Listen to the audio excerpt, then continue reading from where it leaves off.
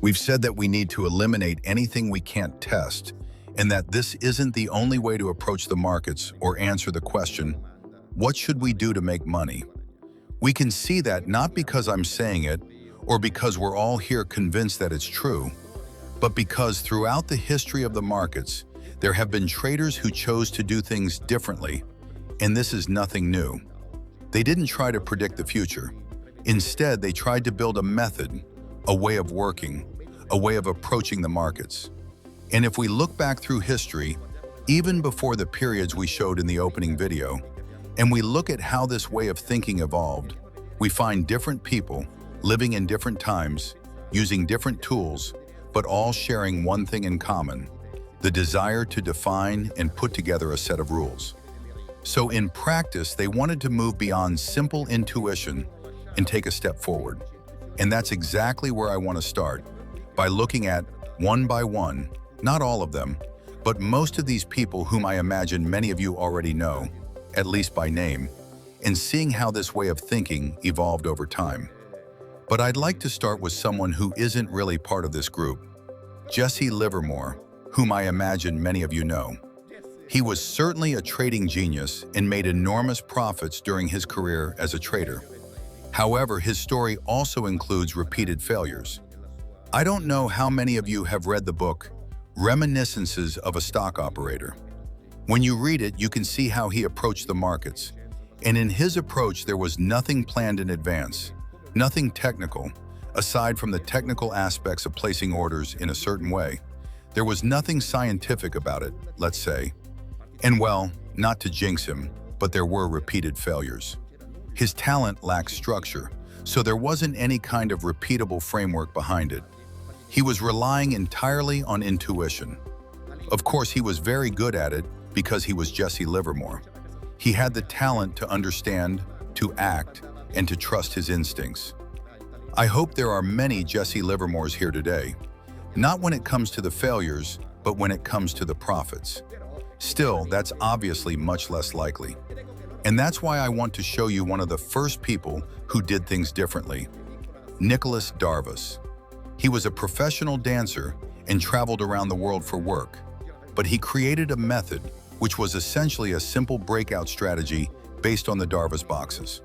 Some of you may already know them. Price boxes where, when price broke out either to the upside or the downside, he would take a position. Thanks to this rule, he could trade from anywhere in the world without driving himself crazy. The only complicated part was constructing the boxes themselves, because of course he didn't have today's technology and had to draw them by hand. But he did it. Simple breakout rules.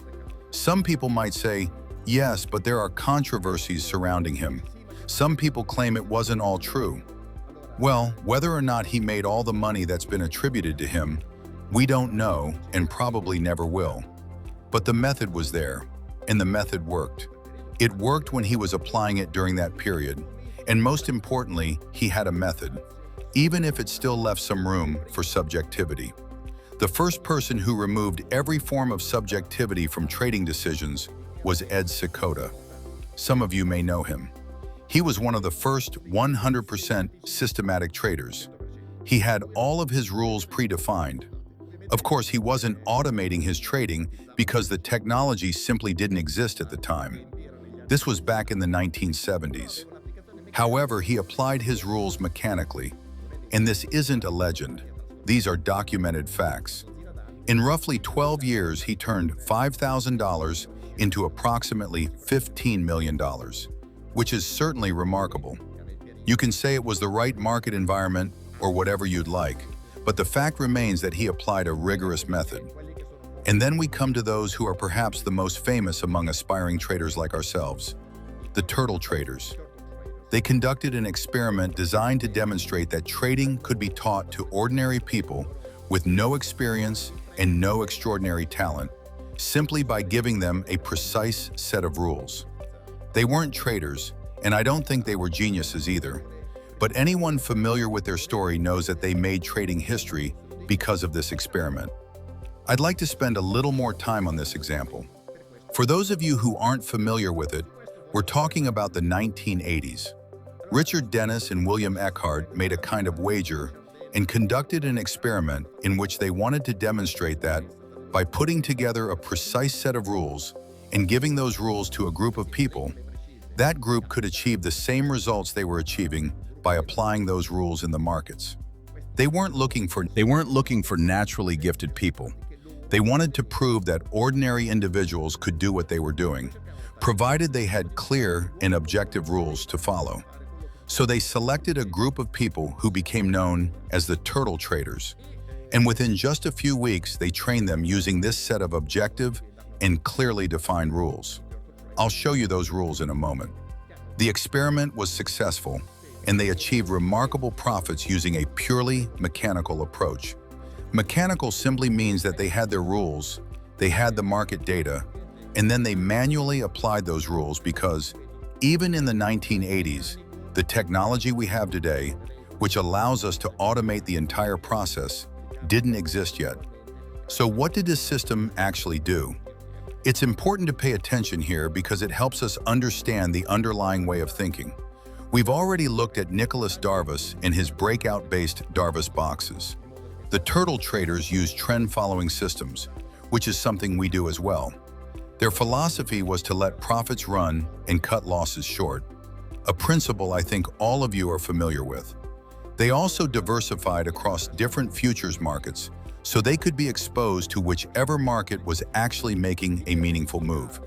After all, if you only follow one market and that market isn't moving, opportunities will naturally be limited. And then, and this is perhaps the most important point of all, they adopted strict risk management rules. This was really the cornerstone of their approach because they implemented a level of risk control that was far more sophisticated than anything that had been seen up to that point.